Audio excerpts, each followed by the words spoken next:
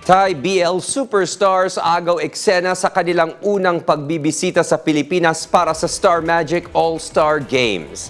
Dream come true para sa Pinoy BL fans nang bumisita sa Manila ang Thailand's biggest screen heartthrobs para sa Star Magic All-Star Games 2026 sa SM Mall of Asia Arena. Ito ang kauna-unang pagkakataon sa kasaysayan ng Star Magic All-Star Games na may Thai artist na sumali sa palaro.